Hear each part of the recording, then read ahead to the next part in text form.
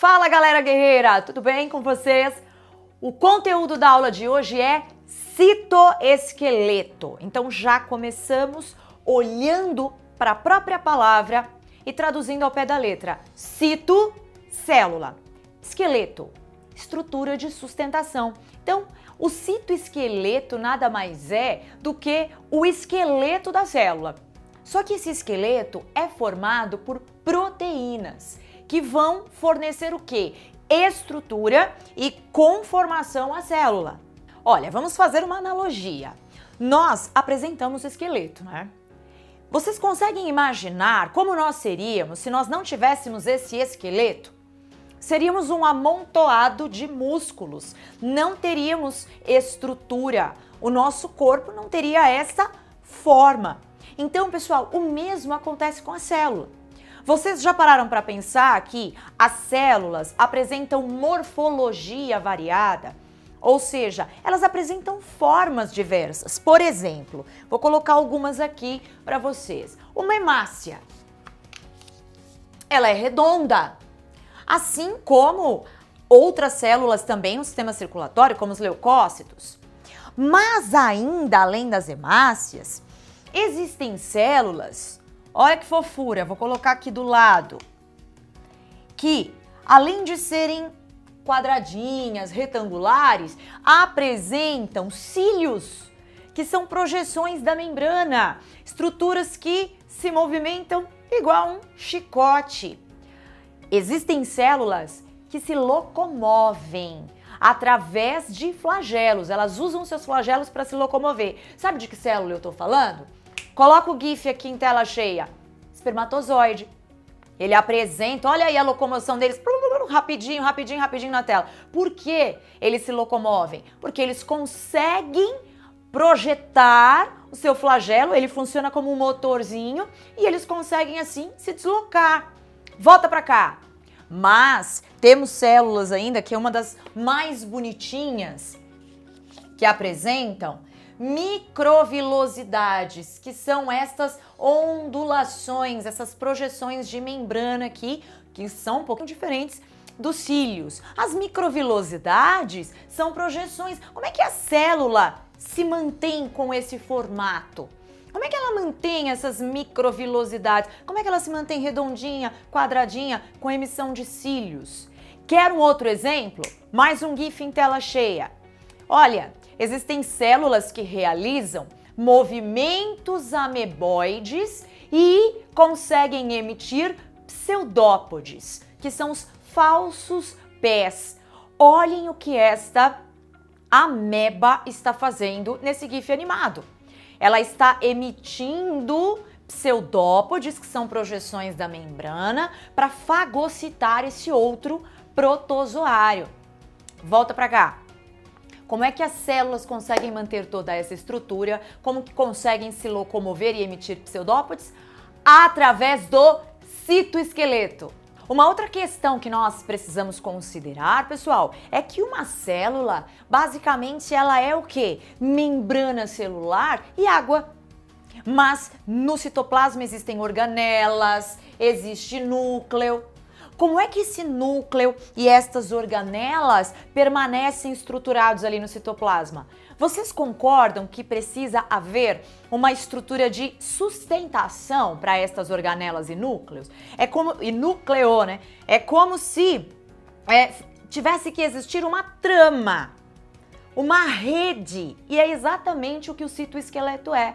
Uma trama, uma rede de proteínas que sustentam esse núcleo e organelas, que propiciam também movimento de partículas nesse citoplasma. Eu vou apresentar a vocês as funções básicas do citoesqueleto. Primeiro, manter a forma da célula, a morfologia celular, como nós acabamos de ver. Segunda função, sustentar o núcleo e as organelas, né, para que eles não fiquem ali boiando na água. Terceira função, promover a emissão dos pseudópodes, que são as projeções de membrana, os movimentos ameboides e até a contração. Olha lá, fibras musculares são células que precisam contrair, que tem essa capacidade de contração. Pessoal, a participação do citoesqueleto é fundamental para que haja contração muscular.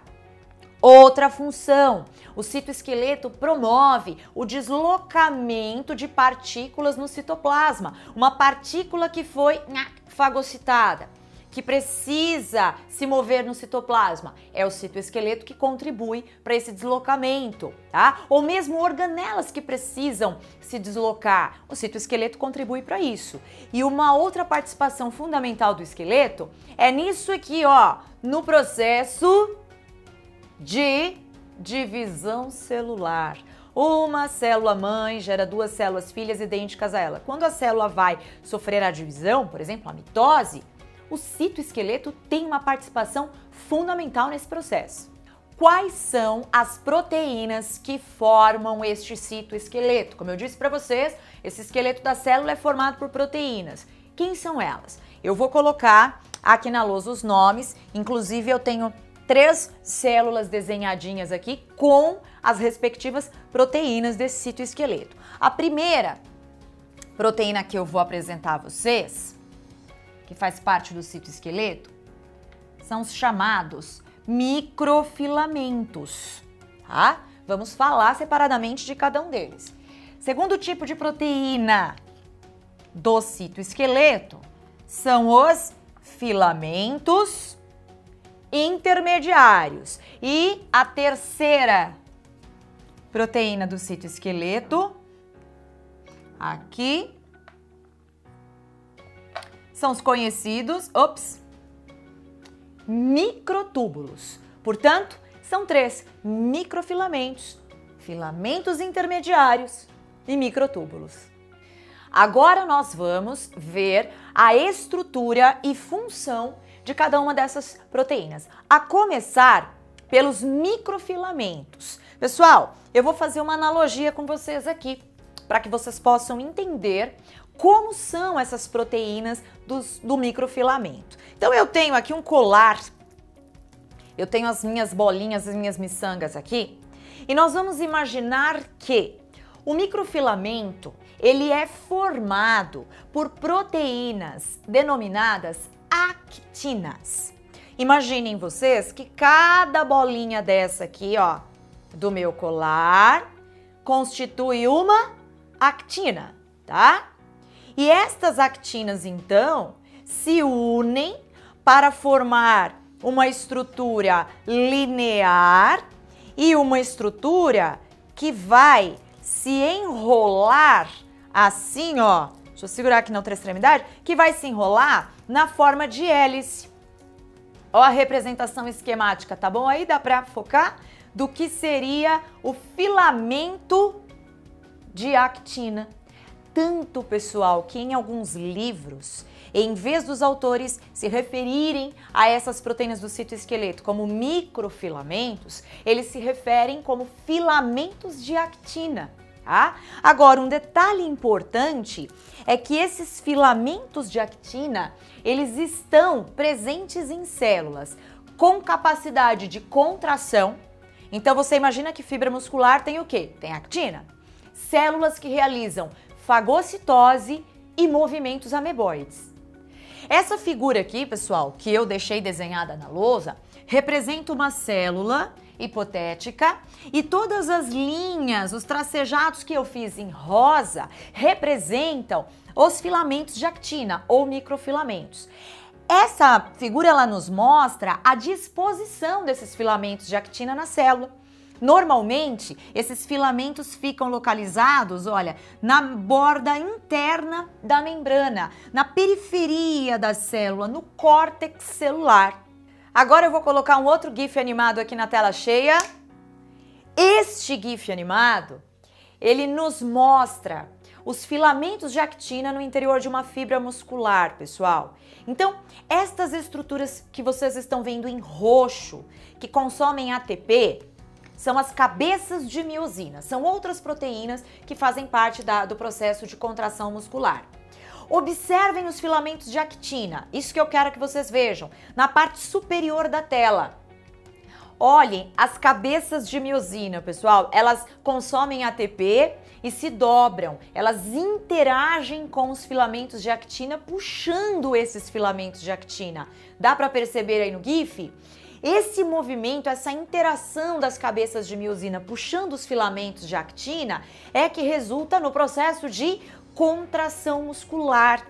É por isso que no movimento, na contração muscular, existe um encurtamento das fibras musculares, justamente por causa da interação entre cabeças de miosina e filamentos de actina. Vamos falar agora dos filamentos intermediários. Para falar dessa proteína aqui, eu vou citar para vocês um exemplo de filamento intermediário: queratina. A queratina, você já ouviu falar? É uma proteína que está presente nas células epiteliais, dos cabelos, das unhas, dos pelos. A queratina, ela tem uma função de proteção contra atrito, ela fornece estrutura, elasticidade à célula, e a queratina é um exemplo de filamento intermediário. Dessa maneira fica mais fácil vocês entenderem. Pessoal, qual é a estrutura de um filamento intermediário, por exemplo, da queratina? Eu vou pegar esses 3 bastões branquinhos aqui, olha, para exemplificar para vocês. Os filamentos intermediários, eles são formados da seguinte maneira: cada bastãozinho deste compreende um protofilamento. Esse protofilamento, ele contém muitas moléculas de queratina unidas, formando um protofilamento. Outro protofilamento se junta aqui com muitas queratinas e mais outro. Tá vendo? Quando nós temos a junção de vários protofilamentos, eles se enovelam, se contorcem dessa maneira aqui, formando esta estrutura. Sabe aquele marshmallow enroladinho? O filamento intermediário parece aquele marshmallow enroladinho, sabe? Coloridinho. Então, aqui nós temos o filamento intermediário. Outra característica importante dos filamentos intermediários é que eles também participam das junções celulares. O que são as junções celulares? São proteínas que propiciam a união entre uma célula e outra. As células precisam estar unidas em um tecido. E os filamentos intermediários participam desse processo também das junções celulares. E aí, quando nós olhamos na lousa, pessoal, olha aqui a disposição dos filamentos intermediários no citoplasma da célula. Todas essas linhas aqui, demarcadas em azul, representam os filamentos intermediários. Vejam que, diferentemente dos microfilamentos, os filamentos intermediários, eles se estendem por todo o citoplasma, se comunicam com o envoltório nuclear, olha, com a membrana do envoltório nuclear, e tem conexão com a membrana plasmática, justamente porque eles participam desse processo que eu acabei de explicar a vocês, que são as junções celulares. Portanto, a diferença dos filamentos intermediários para os microfilamentos é que eles estão amplamente distribuídos pelo citoplasma da célula. Vamos para o terceiro tipo de proteína do citoesqueleto. Falaremos agora dos microtúbulos. Pessoal, e para explicar a vocês como são as proteínas dos microtúbulos, eu montei essa estruturazinha aqui, olha, de arame. Tá vendo? Ó, vou colocar aqui perto da lousa para vocês visualizarem. Cheio de miçangas, tá vendo? Considerem o seguinte: cada miçanguinha dessa aqui, ó, compreende uma proteína denominada tubulina. Tubulina. As tubulinas se unem num arranjo helicoidal para formar uma estrutura tubular. Olha lá, para formar uma estrutura tubular, a qual damos o nome de microtúbulos. Então, os microtúbulos são estas estruturas que têm uma importante função para a célula. Percebam, pessoal, na figura aqui da lousa, que as linhas que eu demarquei, que eu risquei em laranja, representam os microtúbulos. Diferentemente dos microfilamentos e dos filamentos intermediários, os microtúbulos eles já estão dispostos mais próximos do núcleo celular. Vejam a diferença das demais células, tá? Os microtúbulos, eles têm uma importante participação no processo de divisão celular. São os microtúbulos que contribuem para a formação dos centríolos no processo de divisão celular. Então, pessoal, quando a célula, novamente aqui ó, na minha mão, ela vai entrar em mitose, ela multiplica todo o seu material genético, todos os seus cromossomos, e no processo de divisão, o que precisa acontecer? Os cromossomos precisam migrar para os polos da célula para que a célula finalmente se divida. Os microtúbulos contribuem para esta migração dos cromossomos para os polos da célula para que finalmente ela se divida. Os microtúbulos, eles também contribuem para o deslocamento de partículas, para o transporte de partículas no citoplasma, contribuem para a morfologia celular. Mas, pessoal, lembrem-se que eu coloquei no início da aula, os cílios.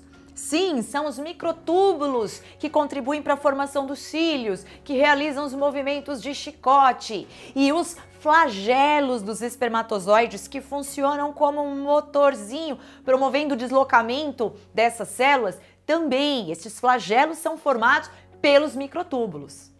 Agora, eu vou colocar uma figura muito linda aqui em tela cheia e vou explicar para vocês em detalhes qual é a morfologia dessas 3 proteínas do citoesqueleto visualizadas em microscopia eletrônica, em microscopia de fluorescência. Roda aí!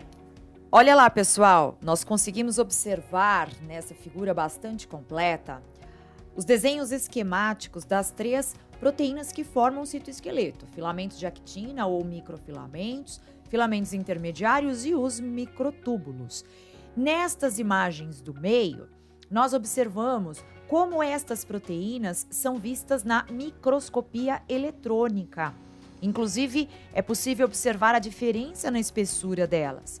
E nas figuras aqui abaixo, nós vemos estas lindas células visualizadas por microscopia de fluorescência, ou seja, uma técnica denominada imunofluorescência que marca apenas as proteínas que nós queremos visualizar. Então, neste caso aqui, olha, os filamentos de actina vistos aqui em verde.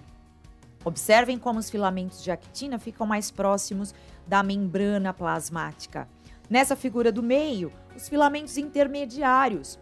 Observem como eles se distribuem ao longo de todo o citoplasma, aqui em vermelho, olha, se conectando tanto com a membrana plasmática quanto com a membrana do envoltório nuclear. E, por fim, os microtúbulos. Então, em roxo, nós visualizamos o núcleo celular e estas estruturas em vermelho são os microtúbulos, muito mais localizados aqui próximos ao núcleo celular. É isso aí, minha galera guerreira. Por hoje é só. Espero ter contribuído com vocês para o aprendizado sobre as proteínas do citoesqueleto. Se surgirem dúvidas, já sabem, aqui nos comentários é que vocês vão interagir comigo. Não se esqueçam que o Biologia de Verdade também está presente nas redes sociais. Siga-nos principalmente no Instagram. Estamos sempre antenados através dos stories, nos conectando com vocês para sanar as dúvidas de vocês e contribuir para a democratização do conhecimento, certo? Um grande abraço de guerreiros. Até a próxima aula, se Deus quiser. Tchau!